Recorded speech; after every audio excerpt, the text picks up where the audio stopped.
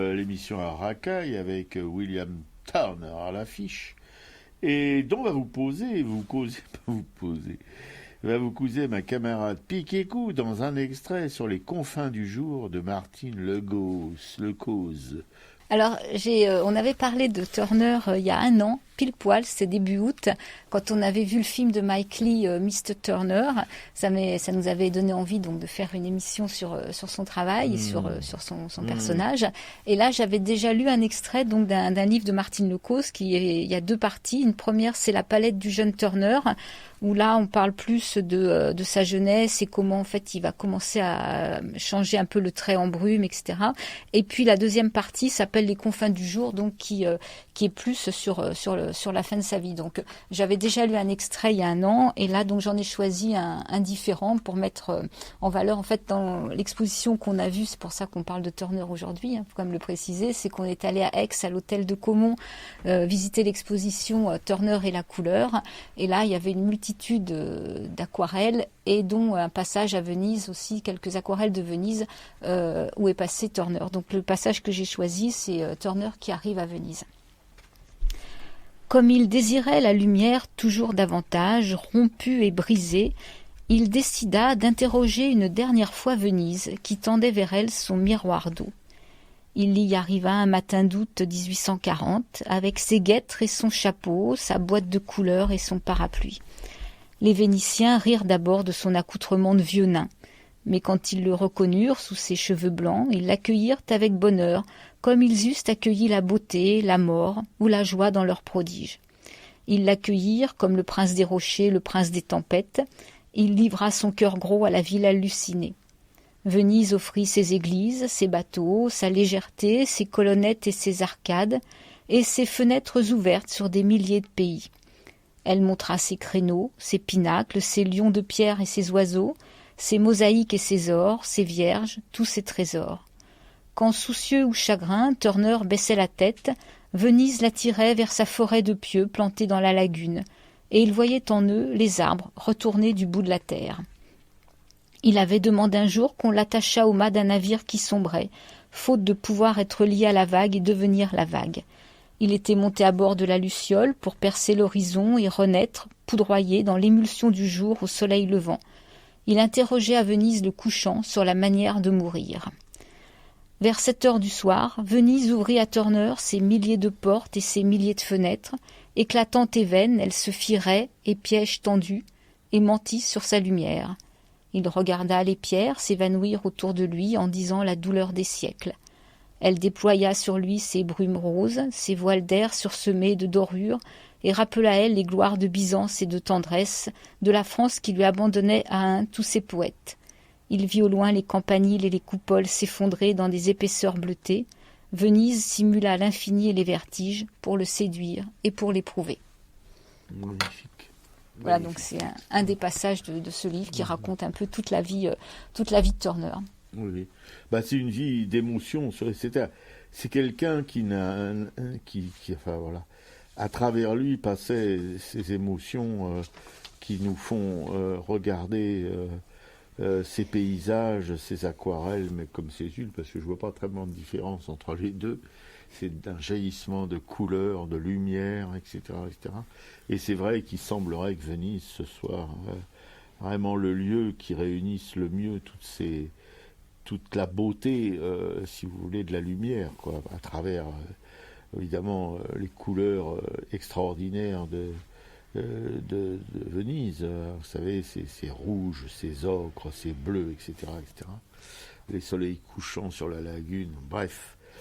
Pour un maître comme Turner, c'était là jouer, si vous voulez, des musiques extraordinaires que nulle part ailleurs il pourrait faire entendre à travers ses œuvres, comme là à Venise. Enfin, il a heureusement pu aussi montrer, si vous voulez, la beauté du monde ailleurs, en Angleterre, en Écosse, en France, voilà, en Allemagne, dans le nord de l'Europe aussi, où il est passé, partout où sa palette se frottait, si vous voulez, à la lumière, elle en faisait rejaillir toute la beauté sur ses feuilles de papier, sur ses carnets de croquis, sur ses toiles. Voilà. C'est on pourrait dire le maître de la lumière, absolument. Quoi. Il n'y en a jamais eu un comme lui. Et ça sera difficile pour un suiveur de faire comme cet homme extraordinaire. Voilà. Dont on riait quand on le voyait arriver, comme les Vénitiens l'ont vu arriver avec son parapluie, son attirail de peintre. Ce petit nain sous un casque de cheveux blancs, mais le nain, il était prodigieux. Voilà, Turner qui n'hésitait pas à parcourir à pied des kilomètres pour saisir le lieu, pour trouver l'endroit qui allait l'inspirer. Il faut imaginer, à cette époque-là, maintenant on râle quand un métro est en retard, on râle quand sur une ligne de chemin de fer il y a des problèmes, mais à cette époque-là, les moyens de communication, c'était des grosses diligences qui pouvaient se casser la gueule, comme c'est arrivé, il en a fait d'ailleurs une œuvre. Il fallait aller chercher des bœufs dans une vallée voisine pour redresser la carriole qui pesait je ne sais plus combien de centaines de kilos. Voilà, et lui, pendant ce temps-là, il peignait ce qui se passait. Ouais. Il perdait jamais une occasion de sortir ses pinceaux et sa palette. Oui, et il marchait à pied, et il prenait le bateau, et voilà, c'était le voyageur, voilà, dans toute sa... Je crois que c'est l'époque vraiment où les artistes, en tout cas, ils devaient faire un chemin dans leur vie, aller presque obligatoirement jusque dans la péninsule, en Italie, là, où ils retrouvaient, si vous voulez, les antiques, où ils retrouvaient les couleurs, etc., du Sud. Turner, il a fait tout ça, mais je vous dis, à pied, en diligence, à cheval, en bateau. Et cette histoire où il s'est fait ficelé à un mât en pleine tempête, où le bateau n'était pas sûr d'arriver à bon port, d'ailleurs. J'imagine, si vous êtes déjà monté sur un voilier, ce qui m'est arrivé, j'ai aussi été sur un bateau en pleine tempête, mais bon, ça c'est une autre histoire, mais j'ai jamais été ficelé au fait d'un mât. Quand vous voyez le ballon qui peut avoir un petit voilier de 12 mètres déjà en haut du mât sur la mer quand elle est un peu agitée, imaginez sur un bateau beaucoup plus gros comme il y en avait à cette époque-là. Voilà, tout ça pour pouvoir comprendre, c'est toujours dans le même but de pouvoir transmettre par la peinture, par l'aquarelle, par l'huile, par les croquis, cette émotion. Voilà, c'est ça, ouais. Turner. C'est ça. De même que c'est pareil, s'il prenait le train, il pouvait se mettre penché à moitié de la fenêtre pour avoir cette sensation, sentir la vitesse, voir le paysage défiler. Ramasser des escarbilles plein la gueule, voilà. Vous imaginez Buren se faisant ficeler en haut du Belém, par exemple, oui, en traverser l'Atlantique, là, quand ça tape un peu, là.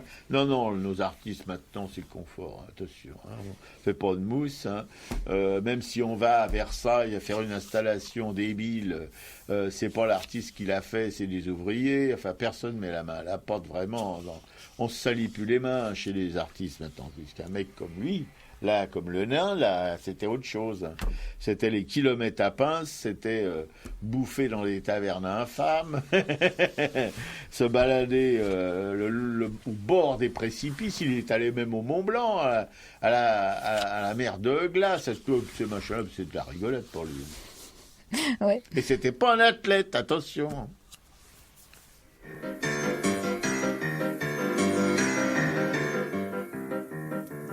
Cerco l'estate tutto l'anno e all'improvviso eccola qua. E lei è partita per le spiagge e sono solo qua su in città. Sento fischiare sopra i tetti un aeroplano che se ne va. Azzurro, il pomeriggio è troppo azzurro e lungo per me. Mi accorgo di non avere più risorse senza di te. E allora io quasi quasi prendo il treno e vengo da te.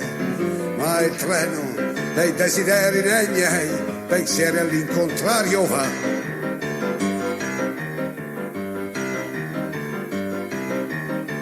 Sembra quando ero all'oratorio con tanto sole tanti anni fa. Quelle domeniche da solo in un cortile a passeggiare. Ora mi annoio più di allora, neanche un prete per chiacchierare. Azzurro, il pomeriggio è troppo azzurro e lungo per me. Mi accorgo di non avere più risorse senza di te. E allora io quasi quasi prendo il treno e vengo da te. Ma il treno dei desideri dei miei pensieri all'incontrario va.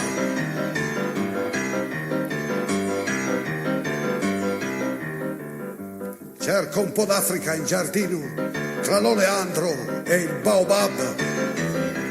Come facevo da bambino, ma qui c'è gente, non si può più.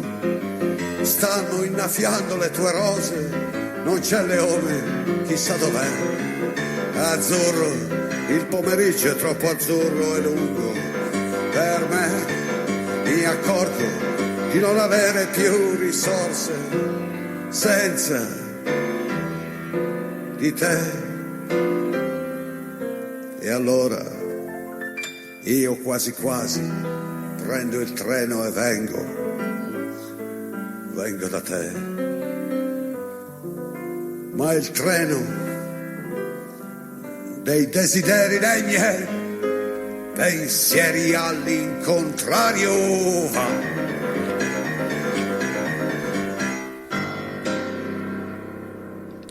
Paolo Conte, Azzuretto.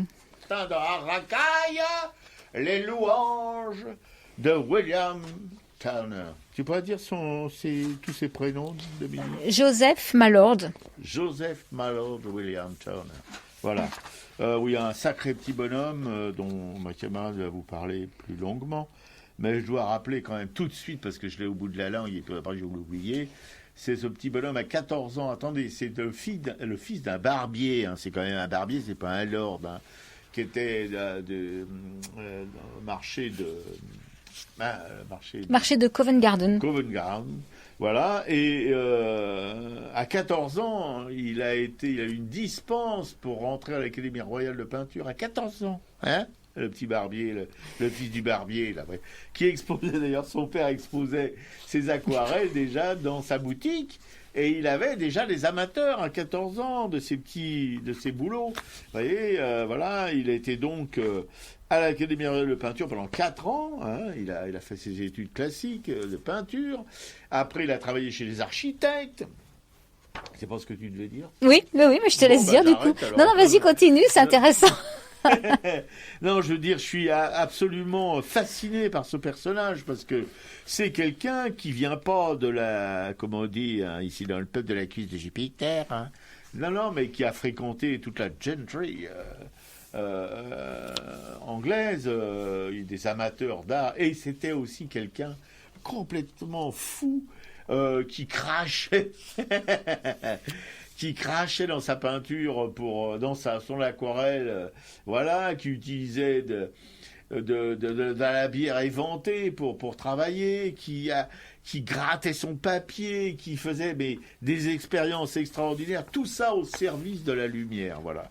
Ce que je veux dire, c'est que ce petit bonhomme qui venait de rien a été un des plus grands, peut-être le plus grand des peintres anglais, oui, peut-être probablement même le plus grand. Voilà, il a eu une popularité mondiale, enfin le monde, ce qui était le monde à cette époque-là, voilà, des artistes, et il a payé de ça. Voilà, c'était des artistes qui allaient au charbon, il se contentait pas, lui, il n'avait pas de valet, il n'avait pas d'assistant qui lui faisait son boulot, non, c'était tout seul qui travaillait, des milliers de dessins, des centaines de carnets de croquis, voilà, des centaines de peintures, des centaines d'aquarelles, etc. 30 000 œuvres en tout. Ouais. Alors, effectivement, Robert, donc tu as déjà bien raconté un peu toute la bio. Si, toute la bio. Oui, mais c'est le principal en fait. C'est tout ce démarrage et après tout ce goût en fait de sa découverte, son goût du voyage qui est arrivé ensuite, hein, avec son. Donc, comme tu disais, il est équipé au minimum. Il a toutes ses poches bourrées de carnets, tous les moyens de transport qu'il utilise, qui dessine sur le motif. Mais en fait, quand il dessine sur le motif, il fait juste un croquis en noir et blanc et il note les couleurs qu'il va mettre ensuite parce il pense qu'en fait ça prend trop de temps de finaliser un dessin sur le motif, donc il préfère faire plusieurs croquis et terminer après dans son atelier. Avec une mémoire de la couleur qui est inimaginable. Et alors il va parcourir donc toute l'Angleterre et en fait il partira en Europe après la paix d'Amiens en 1802 parce que c'était qu'on ne pouvait pas sortir d'Angleterre avant. Donc là effectivement il découvre Calais, la Savoie comme on le disait, la Suisse. Il va descendre je crois la Seine et la Loire en bateau. Donc ce qu'après ont fait je crois ces Monet, les impressionnistes ont utilisé ces mêmes techniques de se mettre sur un bateau pour pouvoir dessiner. Et ben effectivement Turner l'a fait bien avant, de même qu'effectivement il a peint la lumière avant Monet quoi. Ah oui, et puis d'une manière, de mon point de vue, beaucoup plus magistrale que Monet. Donc il est allé 3 fois. Pas de chauvin non plus. Ouais, il est allé 3 fois à Venise et c'est vrai que Venise, c'est aussi ce qui un tournant un peu dans sa représentation de la lumière avec toute l'eau partout, les reflets sur l'eau et puis comme on parlait les palais là qui sont sur les contours du canal et il aura quelques mécènes. Il a le comte de Bridgewater qui va l'inviter dans sa propriété pour pouvoir travailler, qui achètera de ses toiles. Mais en fait, c'est surtout, il va créer sa propre galerie. Comme ça, il peut exposer ce qu'il veut, comme il veut, sans avoir à subir des critiques. Et c'est unique dans l'histoire pratiquement de la peinture européenne, à part Courbet, qui a fait aussi la même chose, qui avait installé un chapiteau pour pouvoir balader ses expos, comme il était interdit dans les salons officiels, voilà. Mais c'est Turner, encore une fois, qui était pionnier dans cette histoire. Oui, tout à fait, ouais. Donc on peut dire qu'il est transporté, ça c'est marrant, c'est un conservateur du Louvre qui racontait ça, qu'il est transporté par l'idée philosophique du sublime. Et en fait, c'est sublime, c'est-à-dire que c'est quand l'homme justement est confronté aux forces de la nature, aux forces brutes de la nature, au cosmos et à l'infini. Donc là, on dépasse la beauté pour aller encore plus loin, quoi. Oui, parce que la beauté, d'après toujours ce conservateur, elle répond à des canons tout à fait intangibles. Voilà, c'est dans un cadre, voilà, c'est quelque chose de tempéré, c'est quelque chose d'établi, alors que le sublime, ça casse tout ça et ça va au-delà, ça va jusqu'au risque. On risque, pas sa vie, mais peut-être aussi sa vie, mais en tout cas, on risque son regard ou sa pratique artistique. Ouais, mais ça, je trouve ça très intéressant, justement, cette analyse sur le travail de Turner. Donc, les œuvres de Turner, on peut les classer un peu en différentes périodes. Il y a celle donc pendant laquelle il est en études, quand là il imite les maîtres anciens. Il était passionné par Claude Gelée dit Le Lorrain, par Poussin. C'était Claude Le Lorrain, en fait, il a admiré jusqu'à la fin de sa vie. Il a même exigé, je crois, que certaines de ses toiles soient accrochées. 2 de ses toiles accrochées à côté de 2 toiles du Lorrain. Ouais. Alors après, dans une seconde période, il travaille un peu selon les principes qu'il a découverts. Donc il imite personne. Et là, il fait ses tableaux, ses images. Et dans la troisième période, quand il arrive à peu près vers l'âge de 40 ans, là justement, il travaille à l'instinct. Et il se libère un peu des théories esthétiques et il peint vraiment en fonction de ce qu'il reçoit de la nature, quoi. Oui, non, c'est ce qu'a rappelé Piquet-Cou d'une manière assez synthétique. Il faut jamais oublier, jamais perdre, si vous voulez, ce qui fait, l'aura de William Turner, c'est la passion, quoi. C'est quelqu'un qui est complètement habité par son art, qui n'a rien à foutre de sa tenue vestimentaire, qui n'a rien à foutre de ses manières un peu rustaudes, etc. Que d'ailleurs ce comte dont vous parlez, Piquet-Cou, qui était un mécène fastueux, qui pouvait recevoir jusqu'à 6000 invités dans son immense propriété, faire des fêtes galantes aussi, parce que ça, c'était aussi là, dans cette Angleterre, quand même, qui a perdu tout ça avec cette Victoria de mes deux, là, mais ce côté vraiment, non seulement excentrique dans la vie sociale, mais dans la vie sentimentale aussi. Et Turner, ce petit bonhomme, a peint des aquarelles, a fait des dessins érotiques qui rappellent ces nuits orgiaques des soirées de ce comte, comment il s'appelle déjà ? Bridgewater. Il y a Lord Egremont aussi qui était un de ses mécènes. Ouais, Lord Egremont, voilà. Oui, c'était pas des petits, c'est pas des Les roturiers, par contre, mais voilà, il y a cette espèce de chose qui est typiquement anglais, où si vous voulez, quand le génie a sa place partout, voilà, qui vienne du ruisseau, peu importe, son génie remplace tous les passeports de l'éducation. Et voilà, et notre Turner vivait là-dedans comme un poisson dans l'eau. Voilà, alors lui, il s'est jamais marié, hein, il a toujours préféré, il a privilégié toujours sa vie d'artiste. Ouais. Et on voit, donc ça c'est vraiment le film de Mike Leigh qu'il montre dans la dernière partie de sa vie, quand il va quitter sa maison de Londres, et là il s'installe à Chelsea, à Margate, hein, et là il va se mettre avec la logeuse de son...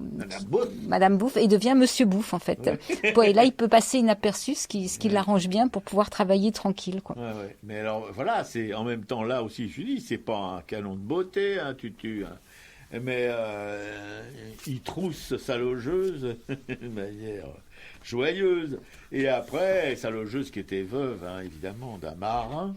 Et après, ils ont vécu ensemble pépère, là, voilà. Lui, c'était Monsieur Boss, et personne ne le connaissait comme le grand William Turner.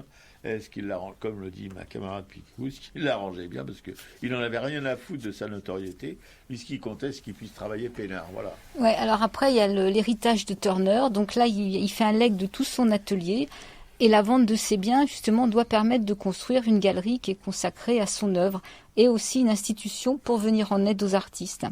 Donc, il y a, outre ses palettes, et ses tubes, ses trousses, ses flacons, il y a plus donc, comme tu disais, de 300 toiles, 3000 aquarelles, 20 000 dessins, des esquisses, 300 carnets, enfin bon, il y a environ 32 000 œuvres au total, quoi. Ouais. Il lègue tout ça à l'État, attention, hein, il n'a pas légué ça à une personne privée, mais à l'État, qui est chargé évidemment de gérer ce legs. Évidemment, les héritiers du père Turner n'étaient pas tout à fait d'accord, mais comme c'est l'État qui a assuré la gestion du legs, ils ont eu qu'à fermer leur clapet, voilà.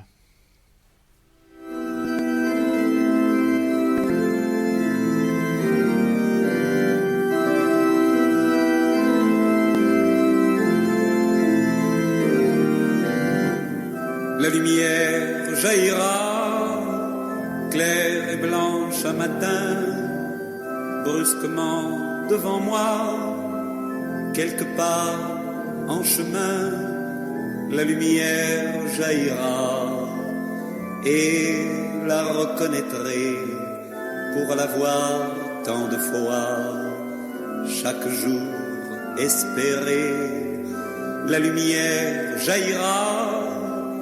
Et de la voir si belle, je connaîtrai pourquoi j'avais tant besoin d'elle.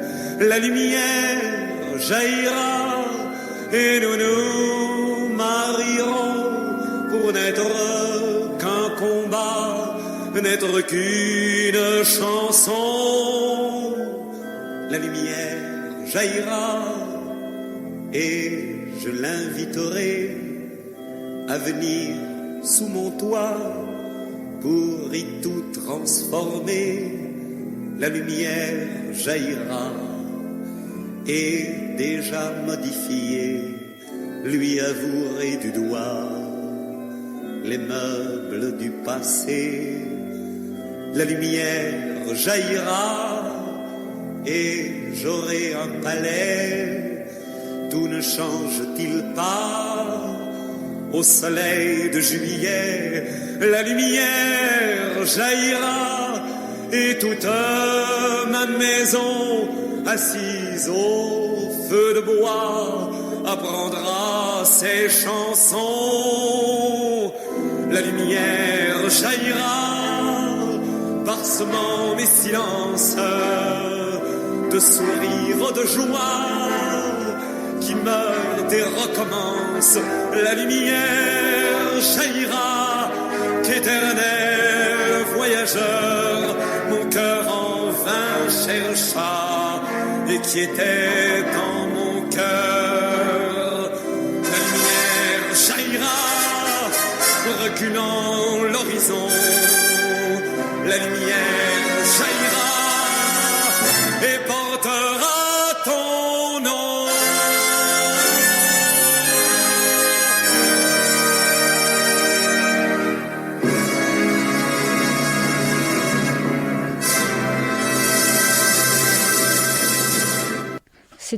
c'est La lumière jaillira, interprétée par Jacques Brel. Oui, qui est une belle illustration, si vous voulez, de cette, comment dirais-je, ce mariage de cet artiste avec la lumière, voilà, qu'il attendait toujours.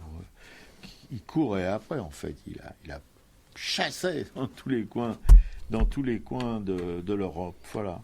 L'émission Arakai, qui consacre son temps de parole aujourd'hui à cet artiste immense, William Turner, qui est un être humain d'abord, voilà, avant d'être un génie, mais de ce petit bonhomme issu des quartiers populaires de Londres,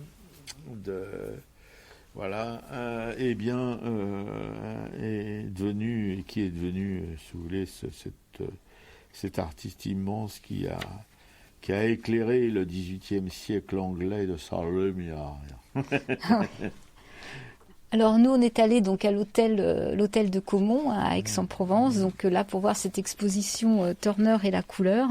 Alors ce qu'on peut en dire comme présentation, c'est que c'est déjà une exposition qui est énorme, qui est très riche. En fait, il y a 8 salles. Il y a eu la mise en place a pu être réalisée avec des prêts de la Tate Gallery de Londres. Hein.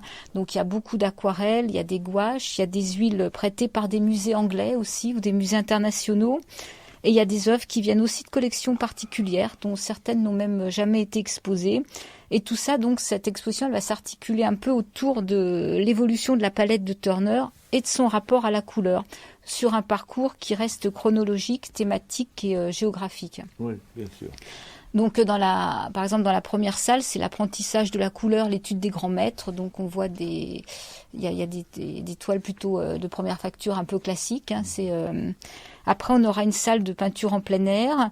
Il y a une salle sur son atelier. Ou alors là, c'est intéressant. Ils expliquent effectivement comment Turner a utilisé les couleurs et les pigments, comment tout au long de sa vie il a élargi sa palette, hein, qu'il a utilisé les nouveaux pigments dès qu'ils arrivaient sur le marché. Il attendait pas de savoir s'ils étaient adaptés ou pas au travail des artistes. Donc c'est le premier Britannique, je crois, à expérimenter le bleu de cobalt, qui était produit donc à partir de 1802 en France, hein, ou alors le jaune de chrome qui était présent en Angleterre en 1814. Et on se moquait souvent, on s'est beaucoup moqué de Turner justement pour son usage excessif du jaune. Et on lui reprochait même d'employer des verres peu naturels, des verres comme le viridien. Hein, voilà.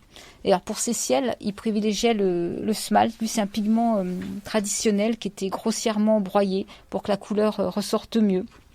Donc il utilisait aussi des ocres, des couleurs terre, le brut plus, le noir d'os et l'orange vif, enfin beaucoup de variétés de rouge aussi fabriquées à partir de terre. Et il a utilisé des couleurs vibrantes aussi comme le vermillon, hein, dans des œuvres moins naturalistes. Et ça, il l'a utilisé toute sa vie. Et on a ces palettes qui sont présentées sous une vitrine et qui montrent qu'effectivement il y a toujours ces couleurs, des couleurs primaires, hein, le rouge, le jaune, le bleu. Et ce que tu disais, on raconte, c'était marqué, je crois qu'il crachait qu'il crachait pour étendre la couleur, ce qui apparemment dérangeait les visiteurs et qu'on l'aurait même surpris à mettre de la bière éventée. Et là, il y a un jour, il y a un de ses collègues qui interrogea et qui disait « Mais de quoi empâte-t-il son tableau ?» Et ce à quoi un autre peintre répondait « Je ne voudrais pour rien au monde être l'homme qui est à lui demander. » Vous pouvez imaginer d'ailleurs ce qu'il pouvait bien trafiquer pour ces mélanges de couleurs. Ouais. Et là, c'est aussi toute l'époque en fait de l'apparition des traités sur la couleur. Alors, il y a le traité de Goethe, hein, qui s'appelle le traité des couleurs. Il y a celui d'Arimos qui est sur le système naturel des couleurs. Alors ça, bon, c'est un peu plus rébarbatif. Un peu plus chiant pour dire les choses plus naturellement. Ouais, ça, tous ces trucs-là, ces traités sur les couleurs, sur les choses, sur les machins, c'est pénible. Enfin bon. Mais Turner était apparemment passionné par la chimie, par toutes ces choses-là. Voilà, bon, écoutez, il avait le droit d'avoir ses petites manies aussi, hein. Mais je pense pas qu'il respectait beaucoup les traités, enfin bon. Après, il y a une salle qui est consacrée, alors là, c'est une salle qui s'appelle de la couleur au noir et blanc, le succès public de l'œuvre. Ça, c'est intéressant. C'est aussi toute la partie de l'œuvre gravée. Ouais. Où justement, comme on parle de Turner en parlant de couleur, mais c'est aussi à son époque que ces œuvres étaient diffusées sous forme de gravures en noir et blanc. Donc on a des eaux fortes, on a des gravures au trait, des aquateintes, des mezzoteintes. Et comme Turner était conscient de l'importance en fait de ce moyen de diffusion, il consacrait quand même beaucoup de temps et d'énergie à réaliser ces estampes. Il en a fait environ 900. Et donc il faisait une aquarelle, et quand il avait terminé son aquarelle, il l'a confié à un graveur professionnel. Voilà, c'est ça. Pour que le graveur justement prenne beaucoup de temps pour le mettre sur une plaque en cuivre ou en acier, et qu'il essaie au mieux de répercuter les niveaux de gris et les tonalités d'origine. Et comme Turner était très exigeant, en fait, c'est lui qui supervisait tout ce travail, et des fois les gravures pouvaient mettre jusqu'à 2 ans pour être réalisées. Oui, non, c'est praticien, ça se pratiquait beaucoup à cette époque-là. Enfin, il y avait des praticiens de la gravure, mais c'était aussi valable au 19e, au début du 20e, il y en a encore aujourd'hui d'ailleurs. Voilà, et les artistes les accompagnaient, on en a déjà parlé dans cette émission à propos d'autres artistes, voilà, qui supervisaient le travail des praticiens. Et j'aurais pas aimé être praticien à cette époque-là, parce qu'il y avait des vrais... comme Turner était assez exigeant, tyrannique, et à juste titre, parce que c'est lui qui savait, si vous voulez, si la lumière qui s'évertuait à traquer dans ses œuvres était bien transcrite dans la gravure, quoi. Et c'est bon de passer d'une peinture à une gravure et de pouvoir être fidèle à la peinture à travers le noir et le blanc, c'est pas évident. Ouais. Faut pas dire. Alors après, il y a une salle où c'est un extrait du film d'Alain Joubert. C'est un documentaire qui a été réalisé en 2010. C'est celui qu'on a visionné en partie hier. Bon, c'est un documentaire, quoi. Oui, c'est un documentaire. Enfin, il y a semble-t-il, un conservateur de la tête, je pense, un jeune conservateur de la tête, et puis un conservateur aussi du Louvre, qui sont 2 jeunes conservateurs, comme un peu du même type, du même genre que celui qu'on a reçu ici, le conservateur du musée national de Manille-les-Hameaux, c'est-à-dire de Port-Royal des Champs, l'abbaye de Port-Royal des Champs. On y voilà. arrive quand même, Port-Royal des Champs. Qui nous a laissé un très bon souvenir. Bon, on l'a retrouvé un peu hier soir dans ces 2 jeunes conservateurs qui sont interrogés dans ce documentaire et qui expliquent très, très, très bien, chacun dans son style, Turner. Ouais, je trouve que ça complète bien avec le film justement de Mike Leigh qui est une fiction mais très très documentée. Ouais. Mais bon, on se laisse porter par le film, ce qui est quand même très agréable. Ouais. Mais là, même si on est dans un vrai documentaire avec des interventions, de conservateurs, ça passe, c'est fluide. Oui, parce que ces jeunes gens dynamiques ont une diction parfaite et savent de quoi ils parlent, ce qui n'est pas tout à fait le cas de nos politiques. On ramène beaucoup de choses à ça, mais en fin de compte, en ce moment, c'est eux qui mènent le bal et donc on subit, quoi. Voilà. Ouais. Donc il y a aussi une salle qui est consacrée au séjour à Petworth House, ça c'est dans le Sussex. Donc là c'est la propriété justement d'un des mécènes de Turner qui l'accueillait donc chez lui et qui lui achetait des tableaux. Donc là Turner va peindre une centaine de dessins et d'aquarelles qui vont représenter le parc et le canal de Chichester. Après, il y a une salle sur les voyages et la découverte de nouvelles couleurs. Donc là, ce sont ces voyages en Europe, en Italie, en Allemagne, en Suisse, en France, quand il descend justement le Rhône entre Lyon et Avignon, et où pendant 2 jours, il voit défiler des paysages devant ses yeux. Il observe les lignes de crête, les préalpes.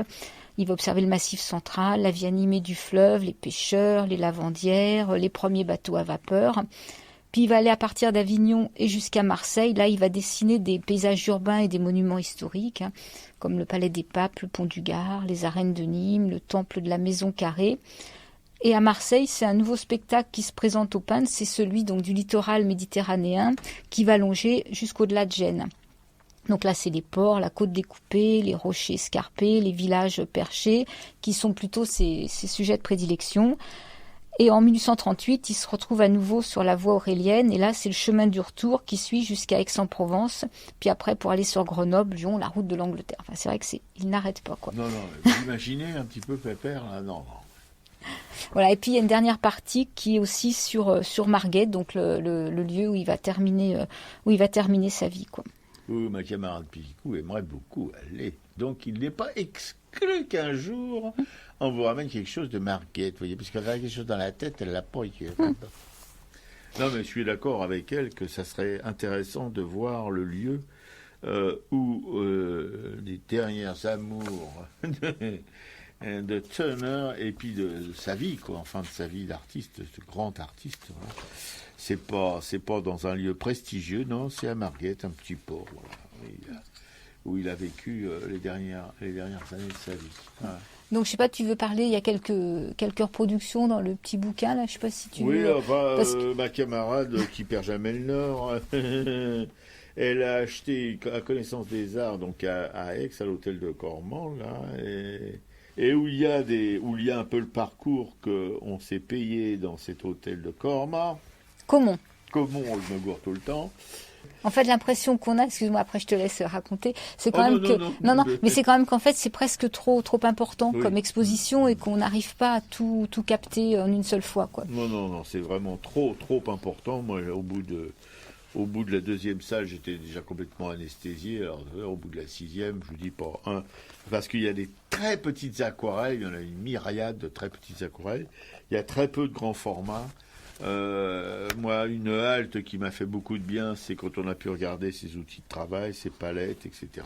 Là, j'étais heureux. Parce que moi, j'adore toutes ces choses matérielles, voyez-vous, plus que les élucubrations lumineuses du camarade Turner. Mais là, par exemple, j'ai les tours Vermillon. C'est fait à Marseille en 1838, une aquarelle et gouache sur papier gris, 14,4 par 18,8 cm. C'est à la Tête Galerie à Londres. Et là, il y a des rouges, mais c'est des vermillons, justement. Mais alors, faut voir comment. C'est, si vous voulez, c'est vraiment l'ultime stade avant l'abstraction pure et simple, voyez-vous. Mais alors, ces vermillons, ça a un éclat, mais je n'ai jamais vu de couleur pareille. Même en reproduction. Parce qu'en reproduction, en général, ça perd énormément.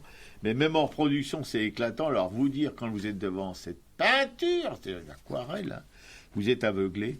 Ce qui nous sauvait un peu, c'est que les formats étaient petits. Mais cette même chose-là, à un format un peu plus grand, vous ne pouvez pas tenir devant.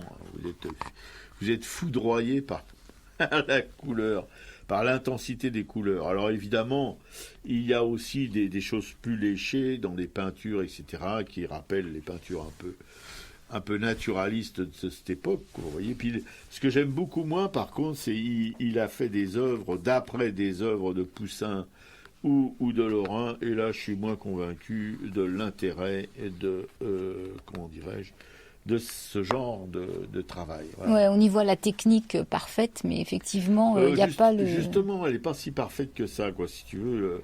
Je pense que Lorrain ou Poussin, leur technique était beaucoup plus aboutie. Mais là, ce sont des copies. Je vois pas l'intérêt pour quelqu'un. Enfin, ça devait d'avoir un intérêt certain pour Turner, mais de nous les présenter comme des œuvres d'exception, je suis un petit peu plus dubitatif, parce que je suis pas un spécialiste probablement. Mais comme j'ai une méfiance instinctive des spécialistes, je préfère évidemment le départ pour le bal de San Martino. Ah, celle-là, elle est super. Ah, elle est super, voilà. C'est des choses comme ça que j'aime beaucoup, mais quand ça frise, si vous voulez, l'abstraction plutôt que le naturalisme, quoi. Et la plupart des aquarelles comme celle-ci, le matin après le déluge, Moïse écrivant le livre de la Genèse. Alors on cherche désespérément Moïse qui écrit son livre de la Genèse. C'est un petit air chagalesque d'ailleurs, parce qu'il y a des tas de petits personnages à peu près indistincts qui sont dans une espèce de lumière étonnante, un tourbillon de lumière. On voit vaguement, Moïse écrivant son livre, là, mais il faut vraiment avoir des bons yeux. Et ça, oui, mais c'est la limite supportable pour moi. Mais bon, bien que je sois pas... Par contre, le soleil écarlate, souvenir de Mayence sur le Hérin, en 1835-1840, une aquarelle et gouache sur papier bleu encore, c'est pas du gris, là, c'est du bleu. Voilà, j'aimerais bien voir ce papier bleu d'ailleurs. Bon. Et là, c'est pareil que pour pour ce que je vous ai essayé de vous décrire sur Marseille, c'est la même chose. Mais ceux-là ne sont pas des vermillons, ce sont plutôt des carmins ou des rouges, voilà, avec un soleil jaune et puis un reflet sur le Rhin, enlevé comme ça, c'est comme un serpent. Non, c'est magnifique. Là, voilà. Moi, j'aime ce Turner-là. Quand je vous dis, ça donne une impression, c'est vraiment... Quand on le compare, si vous voulez, au précurseur de l'impressionnisme, je pense qu'on est en plein dedans, parce qu'il donne l'impression, voilà, avec des couleurs, avec le mouvement des couleurs, mais il n'y a pas quelque chose de très distinct. Parce que si on nous disait pas ce que c'est, comme Tempête au large de Marguette, une aquarelle et gouache avec des rehauts de blanc, etc., eh ben, je dois dire qu'on voit pas grand-chose, quoi, à part les couleurs, à part le mouvement du pinceau, etc., voilà. Par contre, oui, un navire approchant du port de Marguette par grosse mer, là, ça fait penser un petit peu aux naturalistes qu'on a vus à Étaples, etc., etc., oui, ça c'est, voilà. Il y a aussi, oui, bon, après, il y a des peintures qui sont beaucoup plus réalistes, et moi, ça m'intéresse moins, sauf le château de Dol-Barderne, au Pays de Galles du Nord, là c'est une huile sur toile, un moyen format, 119 par 90, ou là, oui, alors là, attention.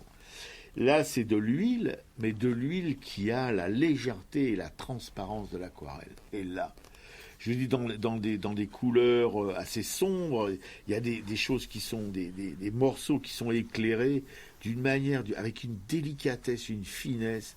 Je me demande comment le mec pouvait faire un boulot pareil. Voilà, enfin. Vous voyez, c'est à peu près... on pourrait vous en raconter, mais je ne vais pas vous saouler comme j'ai été saoulé, moi, en regardant cette exposition.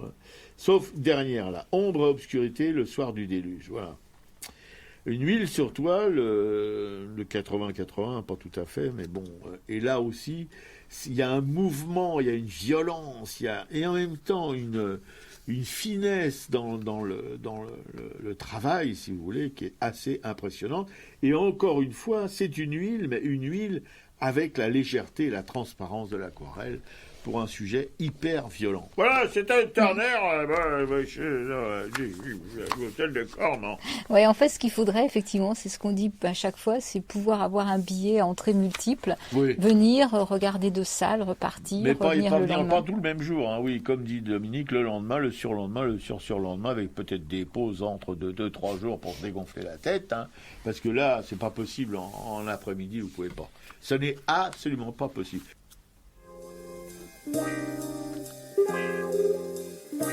Sur la chaise, une robe rouge. Sur la vitre, les arbres d'octobre bougent.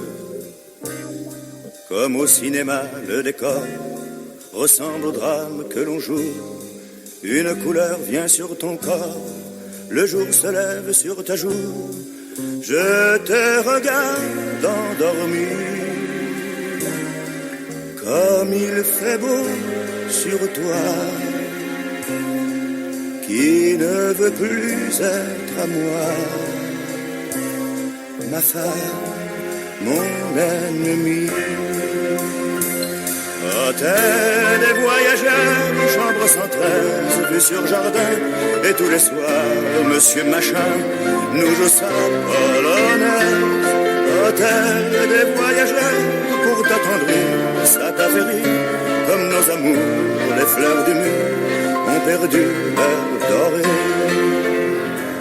Le vent jette une abeille morte.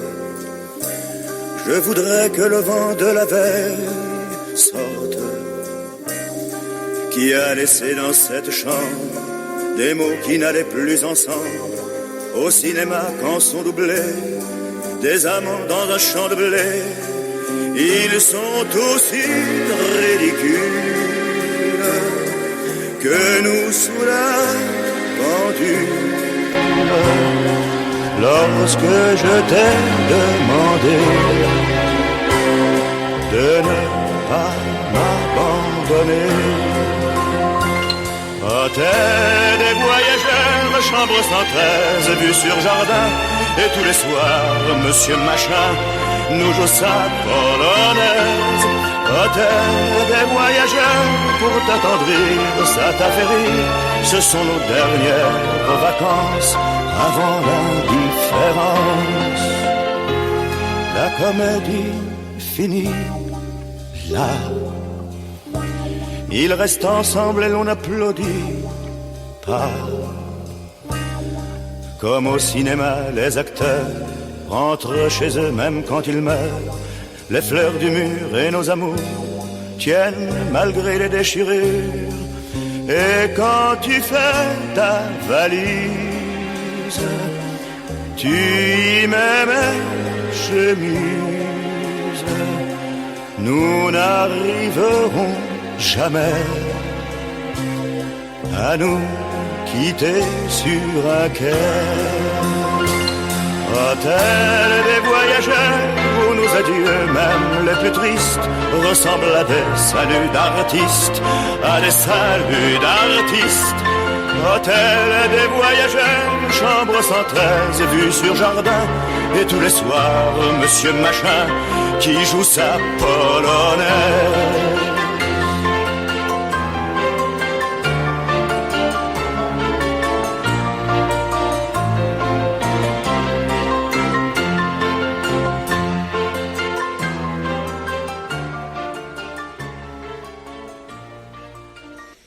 Serge Gianni, Hôtel des voyageurs.